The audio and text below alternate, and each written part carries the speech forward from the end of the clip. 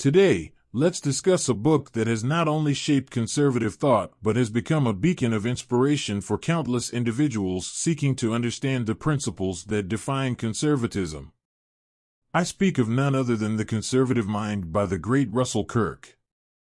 Kirk's seminal work, published in 1953, provided a profound analysis of conservatism, tracing its roots and intellectual foundations through history. In his book, Kirk reminds us that conservatism is not merely a political ideology but a profound philosophy that cherishes tradition, respects individual liberty, and upholds the importance of virtue and moral order. Kirk's exploration of the conservative tradition takes us on a journey through the writings and thoughts of prominent figures such as Edmund Burke and John Adams.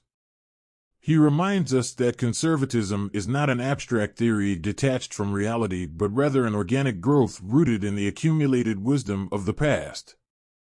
One of the key insights Kirk offers is that conservatism acknowledges the complexity and imperfection of human nature. Unlike the utopian visions of other ideologies, conservatism recognizes the limitations of human beings and seeks to preserve the institutions and values that have proven to be the bedrock of civilization. This insight is often ignored by politicians, news anchors, and common people who often expect perfection from their institutions and leaders. Kirk emphasizes the importance of preserving societal order, which he argues is built upon time-tested customs, morals, and institutions. He warns against the dangers of radical change and the temptation to abandon the wisdom of our ancestors. Instead, he encourages us to embrace incremental reform and prudent progress that respects the delicate balance between stability and innovation. This again is a point that modern reformists must take to heart. Simply destroying our institutions and starting over will not bring upon change if man's human nature is imperfect. That is to say, there will always be imperfection with government, but we must strive to make it better, not uproot and destroy it.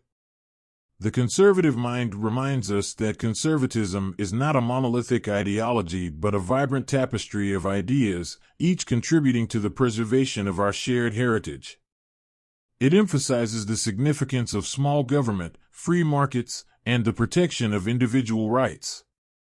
However, it also underscores the vital role of community, faith, and social cohesion in sustaining a healthy and flourishing society.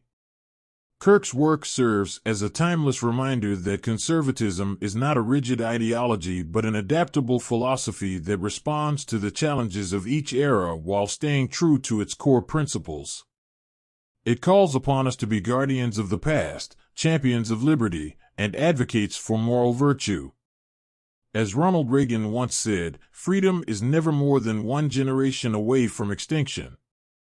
In his own way, he embodied the spirit of Kirk's conservative mind, drawing inspiration from the past while boldly forging a future guided by conservative principles. In conclusion, The Conservative Mind by Russel Kirk is not merely a book. It is a roadmap for those seeking to understand and defend the principles that have shaped our civilization.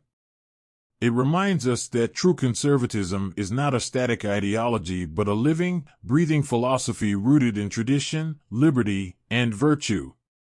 Let us honor Kirk's legacy by embracing the wisdom of the past, championing the values that have stood the test of time, and preserving the essence of conservatism for generations to come.